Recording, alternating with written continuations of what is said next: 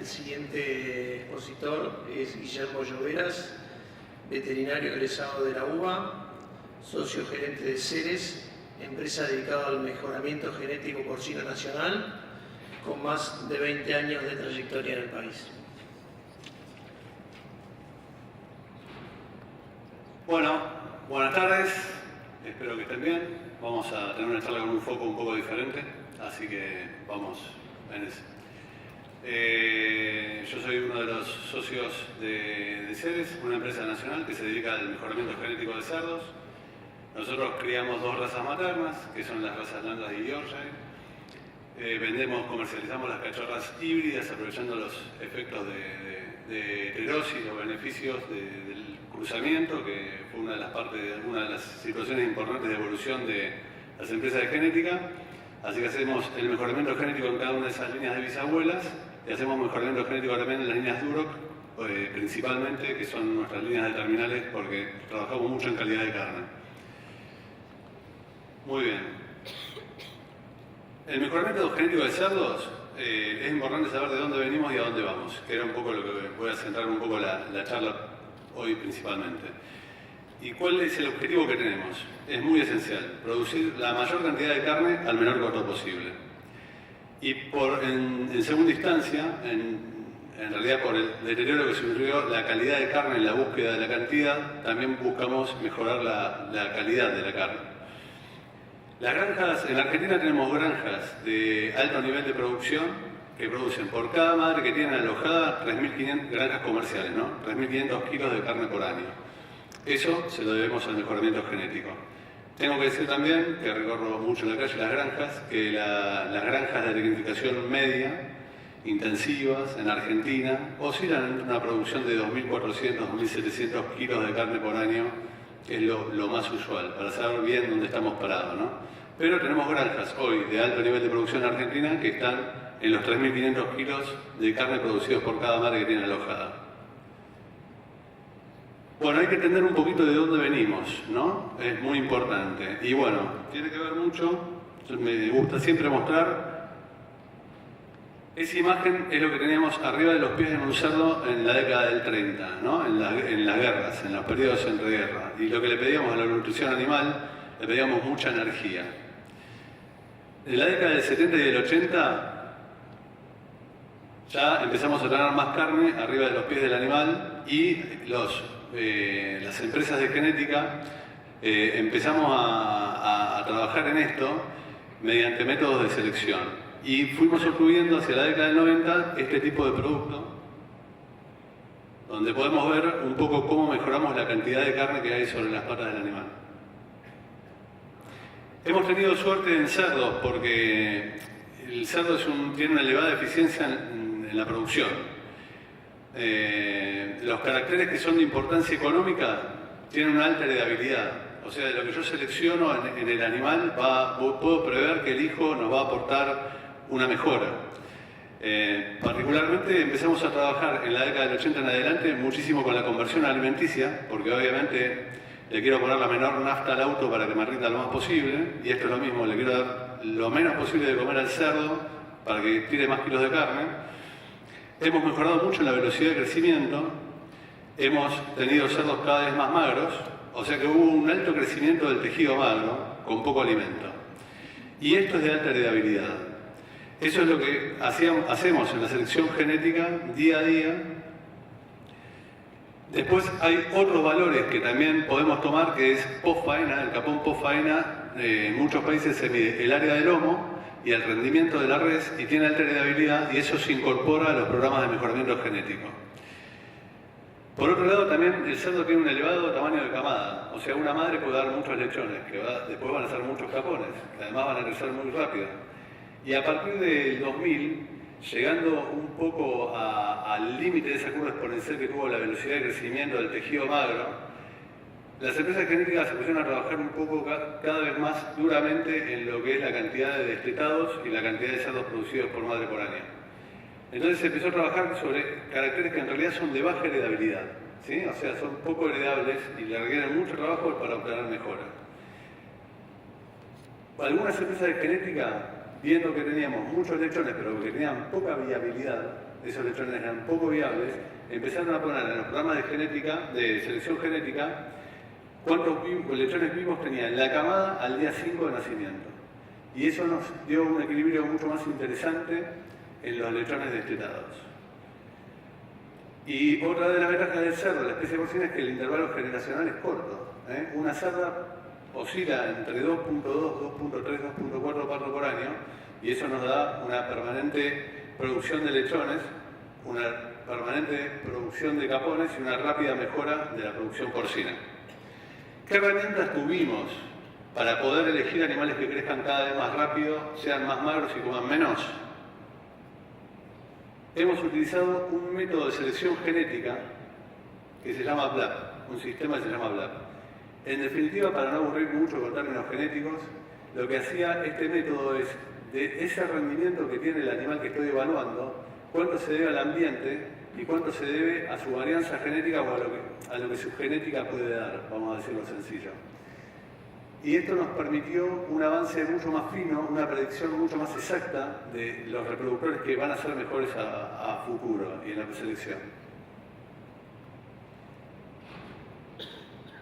Necesitamos tener una genealogía muy abierta, y lo que tenemos en cerdos es que la endogamia es un factor que no es perjudicial, no es beneficioso para la producción. Entonces necesitamos tener bien las genealogías, y es uno de los grandes desafíos de las empresas en genética, y se incorpora en los programas de selección, manejar índices de consanguinidad tendiendo a ser menores al 1%. Eso quiere decir que es un tema en la Argentina que necesitamos incorporar genética de mayor calidad y bastante genética en sí, bastantes líneas de genética. Que es uno de los desafíos que tenemos en el país para seguir con un desarrollo en el mejoramiento genético serio. Para poner un poco en números, ¿qué es lo que hicimos hasta el momento? Nosotros producíamos en 1960, cada madre podía tener 14 capones al año, ¿sí? Comiendo 410 kilos de alimento en el engorde, teníamos 34 kilos de carne magra. Al 2015 es frecuente ver cerdas que produzcan más de 30 capones por madre por año, y hay mucho más. En Dinamarca están llegando a 35, y el objetivo, por ejemplo, del programa danés es 40 destetados. Comiendo 260 kilos de alimento, vamos a obtener, cada capón va a producir 60 kilos de carne magra. Vale decir, del 60 al 2015, tenemos un 115% más de capones que comen un 36% menos de alimento y producen un 80% más de carne. O sea que esto ha sido vertiginoso. Hemos tenido otra herramienta que hemos utilizado, que son la selección genética que está asistida por marcadores, ¿no? Pero esto contribuyó, hemos obtenido algunos beneficios en lo que es la conformación y el magro. Hay algunos factores de crecimiento, el insulin growth factor, que también era uno de los marcadores que se usaba, pero como sirve para genes mayores son características que están representadas por una porción del genoma y se expresan, ¿sí? Entonces, vamos a decir conversión alimenticia, que en el gen de alotano está asociado con una pequeña porción del genoma expresa para una característica. Entonces, ha servido para identificar y hacer algunos procedimientos de mejora, pero ha sido insuficiente. ¿Por qué? Porque en realidad gran parte del mejoramiento de la producción porcina es y va a ser a futuro por situaciones poligénicas. O sea, del ADN pequeñas porciones van a informar una partecita y toda esa sumatoria va a dar que el carácter mejore. Por ejemplo, tenemos en cerdo los nacidos vivos. Los nacidos vivos, los destetados, la viabilidad, etcétera, etcétera. En todo este mejoramiento tuvimos situaciones favorables y desde luego que tuvimos un par de elementos desfavorables, ¿sí? Particularmente fue tan necesario mejorar la conversión alimenticia que hemos utilizado algunas razas que tienen un excelente rendimiento al respecto, no eran tan buenas en lo que es la velocidad de crecimiento, pero trabajando con la selección las hemos mejorado, pero hemos tenido deterioros en la calidad de carne, ¿sí? Entonces, algunas de las razas que utilizamos en el mejoramiento genético del cerdo, en las líneas terminales principalmente de machos, han producido una importante desmejora en la calidad de carne. Lo que podemos ver en esta foto, que es interesante, es cómo este mismo corte de gramaje de carne, tenemos carnes que son pálidas, blandas y exudativas, que es poco deseable, se acidifican rápidamente y exudan líquido. Tenemos carnes ideales con la exudación normal, ese es el mismo corte, del mismo gramaje, ¿cuánto líquido exudan? Y por último tenemos carnes que son duras, secas y oscuras, que pierden muy poco líquido pero no tienen buena calidad de carne, son duras. Entonces, en el mejoramiento obtuvimos mucho porcentaje de estas carnes de muy poca calidad, que finalmente es una característica poligénica y está muy determinada por las razas que usemos. Algunas razas tienen poligenes para dar más calidad de carne y otras razas no las tienen. Y también disminuimos mucho la longevidad y la adaptabilidad de las cerdas en esta raíz por el mejoramiento genético porcino. Bueno, vimos dónde estamos parados, qué hicimos bien y qué hicimos mal. ¿Qué es lo que hay a futuro? Y a futuro hay una herramienta que es muy interesante, que todavía supone bastantes desafíos y en realidad estamos en proceso de investigación, que es la selección genómica. Es la verdad que técnicamente es algo súper atractivo, porque finalmente a partir del secuenciamiento del genoma del cerdo, permitimos encontrar algunos sitios del ADN que se llaman SNP y se permite cuantificar. Entonces, ese sistema, la selección genómica, nos permite darle un valor a cada SNP que transmite a cada sector del ADN y hacer la sumatoria. Y esto nos va a introducir una mejora muy importante en las características de baja heredabilidad. Algunos caracteres reproductivos, como dijimos, los lechones destetados, los nacidos vivos, mucho en los caracteres de calidad de carne, va a ser muy importante para que la calidad de carne mejore, y muy importante también en las resistencias a las enfermedades, que tenemos todo el proceso en Europa del bienestar animal, el no uso de antibióticos, así que va a tener un rol fundamental en la evolución de la resistencia a las enfermedades. También en la longevidad, va a ser sumamente importante. Como todo método nuevo y en investigación, yo digo que un poco tenemos varias empresas de genética de renombre a nivel mundial que están investigando en conjunto con universidades. Yo digo que siempre es lo mismo, ¿no? A veces se cacarean de tener el huevo puesto, porque nos va a aportar entre un 10 y un 15% más de progreso, pero tiene algunas dificultades. Nosotros necesitamos 2.000 individuos de una población de base, de la cual tenemos que descifrar el genoma, asignar los SNP, darles un valor y a la vez saber fenotípicamente, o sea, saber qué valores de base de los métodos normales que utilizamos hasta el momento tienen esos animales. Son 2.000 de una población de base, con una situación de detección de esos SNP, y va a permitir aplicar ese conocimiento a la población en estudio y saber el mejoramiento, la predicción de lo que de todo lo mejor que van a hacer sus hijos. O sea, 2.000 animales de cada raza en investigación, con toda la información. Así que es muy interesante, nos va a aportar, yo creo que a la lechería, a la ganadería bovina de leche va a ser revolucionario, lo está haciendo, no se lave, pero en los caracteres de baja heredabilidad nos va a dar un salto muy importante.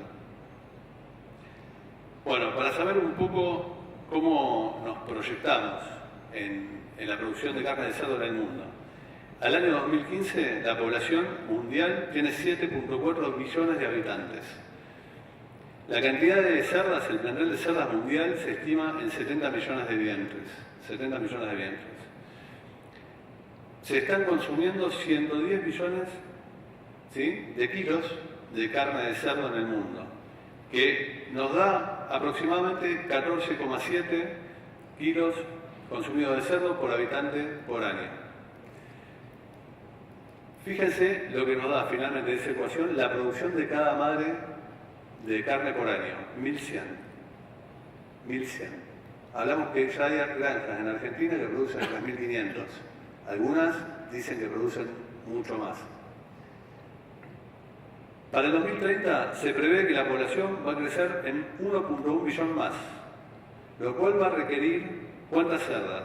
Más de 10 millones de vientres adicionales. Sería interesante saber o pensar quién va a tener esas cerdas, Y yo creo que Latinoamérica tiene una enorme posibilidad, y el Brasil y Argentina por sobre muchos de los países. Hablamos también que van a ser 10 millones más de vientres en esta eficiencia de 1.100 kilos por madre por año, con una ineficiencia. Podríamos introducir 3 millones de vientres más, si producen 3.000 kilos por madre por año, ¿sí? O sea, madres más productivas. El consumo de carne promedio, no sabemos al 2030 cuál va a ser, se supone que va a crecer, pero tengan en cuenta que 1 kilo más de cerdo que coma por habitante en el mundo van a ser 7.5 billones más de kilos que van a ser necesarios. Y ahí no llegamos con los 10 millones de cerdas que están previstas para el crecimiento mundial. Serían casi 70 en esta productividad baja de 1.000 kilos por madre por año. Por ahí, no sé si se sigue más o menos, pero el concepto no sé si queda claro. Básicamente estamos condenados, las empresas de mejoramiento genético, a seguir evolucionando y seguir avanzando en un mundo que tiene cada vez más personas, la superficie cultivada cada vez es menor. Entonces, todas las producciones animales tenemos que crecer fuertemente, y me compete hablar del sector porcino, que es, bueno, a lo que me dedico. Así que les quiero agradecer mucho, espero que haya sido de utilidad.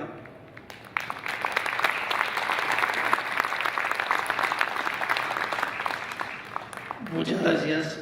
Bueno, que es bastante asombroso todos los números que hemos visto. Creo que estamos hablando de las mismas cosas, pero a velocidades muy diferentes.